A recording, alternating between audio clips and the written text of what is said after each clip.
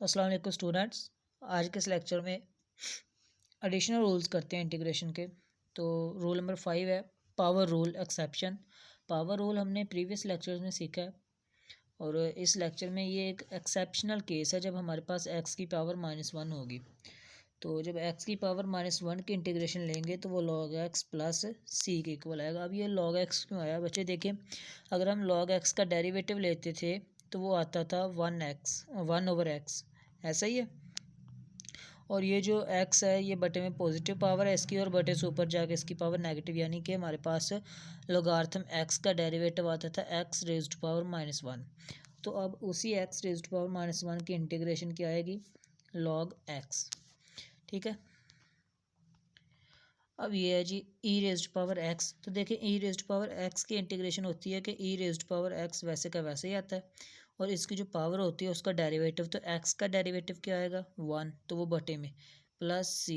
तो ये e raised power x over 1 को e रेज़्ड पावर x भी आप लोग लिख सकते हैं। नेक्स्ट है जी, कहते हैं अगर कोई फंक्शन पड़ा हुआ है आपके पास और उसकी पावर n है, स्क्वायर भी हो सकता है, क्यूब हो सकता है, बटे में हो सकता है, कुछ भी हो सकता है, ठीक है, और साथ में उस फंक्शन का डेरिवेटिव मौजूद है, मल्टीप्लाई हो रहा है, ठीक है, तो आप करेंगे क्या जी? उस पावर में एक जमा कर देंगे और वही n/1 बटे में लिख देंगे प्लस सी। ठीक है, ये रूल हमने पहले भी पढ़ा हुआ है। इसी से रिलेटेड कहता है कि ये एग्जांपल सॉल्व करते हैं। पहला एग्जांपल देखें जी। अब ये देखें f ऑफ x है पूरा का पूरा फंक्शन, और इसका डेरिवेटिव 3 साथ में मौजूद है। तो हम क्या करेंगे? इसकी पावर 1 है तो इसकी पावर में एक जमा कर देंगे और वही दो आएगा, वही बटे में आ जाएगा प्लस सी। अब ये वाला क्वेश्चन है जी। अब देखें इसका जो डेरिवेटिव आएगा इस वाले का 2x प्लस 4 का डेरिवेटिव आएगा जी हमारे पास 2। तो अगर यहाँ पर 2 इसके साथ मौजूद होता तो हम इसकी पावर में एक जमा करते और वही बटे में लिख देते। तो अब इसके साथ 2 लाएंगे तो हम 2 को मल्टीप्लाई भी करवाएंगे और 2 को डिवाइड भी करवा देंगे इसके साथ। ठीक है, ये देखें करवाया हुआ।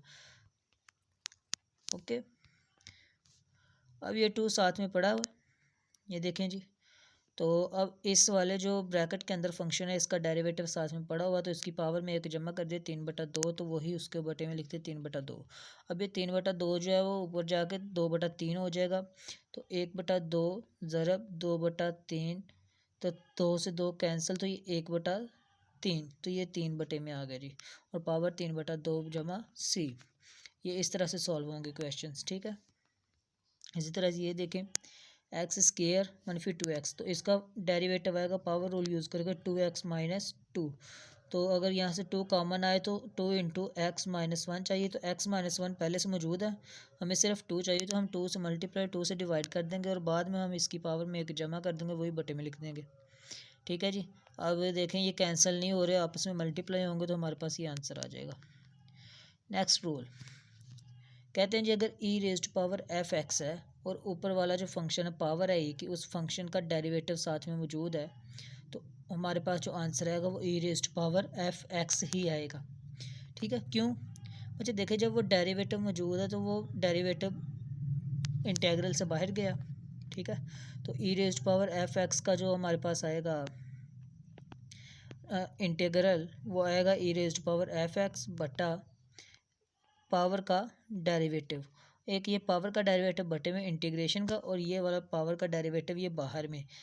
ठीक है, फंक्शन का डेरिवेटिव, तो ये दोनों कैंसिल हो जाएंगे। ठीक है जी, तो इसलिए हमारे पास आंसर आएगा e रेज़्ड पावर f(x), यानी कि वो फंक्शन ही आएगा। अब ये देख लें, इससे देखते हैं e raised power x square है ना, तो इसकी पावर जो है उसका डेरिवेटिव आएगा 2x जो कि साथ में मौजूद है, तो हम इसका जो इंटीग्रेशन आएगी वो e(x) स्क्वायर ही आएगी प्लस c। अब ये देखें इसका e raise to power 3x, इसका पावर का डेरिवेटिव क्या है 3, तो हम 3 से मल्टीप्लाई करवाते हैं, 3 से ही डिवाइड करवाते हैं, हमारा क्वेश्चन इजी हो जाएगा ना। तो अब देखें पावर का डेरिवेटिव साथ में मौजूद है, तो इसका मतलब हमारे पास जो इसकी इंटीग्रेशन आएगी वो e raise to power 3x आएगी, और साथ में ये 1/3 है और प्लस c लिख देंगे हम। ओके, रूल नंबर 9 कहते हैं अगर कोई फंक्शन बटे में है और उसकी पावर 1 है, हो सकता है ना कि पावर उस फंक्शन का स्केयर हो जाए, फंक्शन का क्यूब हो जाए, लेकिन वो कह रहा है अगर उस फंक्शन की पावर क्या है 1 है और ऊपर उसका डेरिवेटिव मौजूद है तो फिर उसका आंसर आएगा log f ऑफ x, लोगार्थम की शक्ल में उसका आंसर आएगा। ठीक है, अब इसके एग्जांपल देख लेते हैं। कहते हैं जी ये एक्स स्केयर माइनस 2 है, इसका जो हमारे पास डेरिवेटिव 2x आता है वो ऊपर मौजूद है, तो इसका आंसर आएगा log f ऑफ x यानी कि log x square minus 2 plus C. अब ये वाला फंक्शन है, इसका जो हमारे पास डिनोमिनेटर है उसका डेरिवेटिव आएगा 3x स्केयर प्लस 2, वो ऊपर मौजूद है, तो इसका आंसर आ जाएगा log into x cube plus 2x plus 6 plus C. Okay, अब ये देखें ये वाला क्वेश्चन है, तो इसका डिनोमिनेटर चेक करें तो उसका जो आता है आंसर वो आता है 8x माइनस 8, यहाँ से 8 कॉमन आ रहा है, x माइनस 1 आएगा। अब x माइनस 1 तो ऊपर मौजूद है तो हमें चाहिए 8, तो हम 8 से मल्टीप्लाई और 8 से ही डिवाइड करवा देंगे। ठीक है, ये करवा दिए जी, 8 से डिवाइड और 8 से मल्टीप्लाई। अब इसका लोगार्थम डेरिवेटिव ऊपर मौजूद है, तो इसका आंसर आ जाएगा 1/8 into logarithm 4x square minus 8x plus 10 plus C, तो ये इसका आंसर आ गया। ओके जी, अब formula of anti derivatives of trigonometric functions, ये जी एंटी डेरिवेटिव्स के फार्मूलाज हैं। एंटी डेरिवेटिव यानी कि इंटेग्रल के, हमें पता है कि साइन का जो डेरिवेटिव होता है कोज होता है, तो इसका जो एंटी डेरिवेटिव कोज के इंटीग्रेशन साइन प्लस सी। अब माइनस कोज का डेरिवेटिव प्लस साइन या कोज का डेरिवेटिव माइनस साइन होता है। ठीक है, इस तरह से भी आप देख सकते हैं, और साइन के integration minus cos. Okay, tan के इंटीग्रेशन सीकेंट स्क्वायर, और सीकेंट स्क्वायर का टेन का डेरिवेटिव सीकेंट स्क्वायर, और सीकेंट स्क्वायर के integration tan plus C. Minus cot का डेरिवेटिव कोसीकेंट स्क्वायर, और कोसीकेंट स्क्वायर के इंटीग्रेशन माइनस कोट। सीकेंट का derivative secant x tan x, और सीकेंट एक्स टेन एक्स की integral secant x. Minus cosecant x का derivative cosecant x cot x, जबकि cosecant x cot x का integral minus cosecant x plus C. ठीक है, इस तरह से ये आंसर आएंगे। अब ये देखें, ये क्वेश्चंस हमने सॉल्व करने हैं। साइन का डेरिवेटिव क्या आएगा, साइन का डेरिवेटिव माइनस कॉस एक्स। अब देखें जी, यहाँ पर साइन का एंगल क्या था 2x, तो माइनस कॉस 2x आएगा, और साथ में जो एंगल है उसका डेरिवेटिव बटे में। ठीक है जी, प्लस सी आ गया। अब सेकंड डेरिवेटिव देखते हैं। कॉस का डेरिवेटिव होता है जी साइन एक्स, अब एंगल क्या है a प्लस बी एक्स, वो आ गया sine a plus b x, और साथ में एंगल का डेरिवेटिव a प्लस बी बटे में। थर्ड वाला जी sine cube into cos x.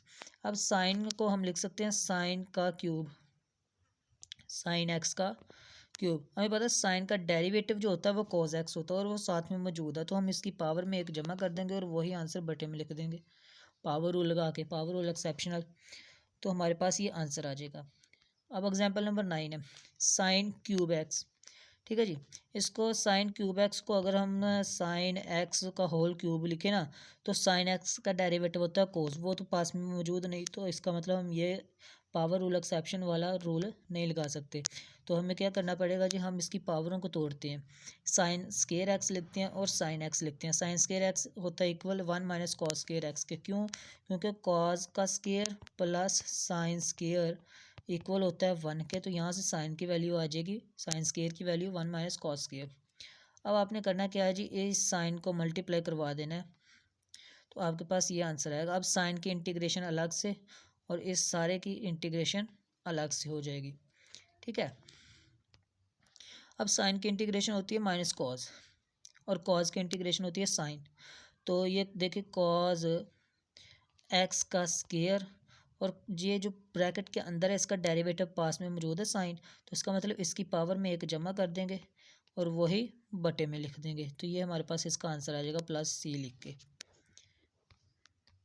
इसकी second example cos cube x, तो इसको भी हम इसकी पावरों को तोड़ेंगे और इसका आंसर भी सेम फर्स्ट वाले एग्जांपल की तरह से हल कर देंगे, और इसका ये आंसर आ जाएगा sine x plus sine cube x over 3 plus C. Third वाला देखें जी, secant square theta tan square theta. ठीक है, अब सीकेंट स्क्वायर थीटा, इसको अगर हम ब्रैकेट में लिखें तो सीकेंट का जो डेरिवेटिव होता है वो होता है टेन स्क्वायर थीटा, वो पास में मौजूद है, तो इसका मतलब है सीकेंट की जो पावर है उसमें एक जमा कर देंगे और वही बटे में लिख देंगे, तो हमारे पास आंसर आ जाएगा। ओके, तो तो बच्चे ये जितने भी टेबल्स बने हुए हैं इनकी इंटीग्रेशन, इनके डेरिवेटिव्स ट्रिग्नोमेट्रिक फंक्शंस के, ये आपको ज़ुबानी याद होंगे तो आपके ये सभी क्वेश्चंस जो हैं वो सॉल्व होंगे। ठीक है, तो इन पर मेहनत कीजिए। नेक्स्ट लेक्चर तक के लिए इजाज़त दीजिए। अल्लाह हाफिज़।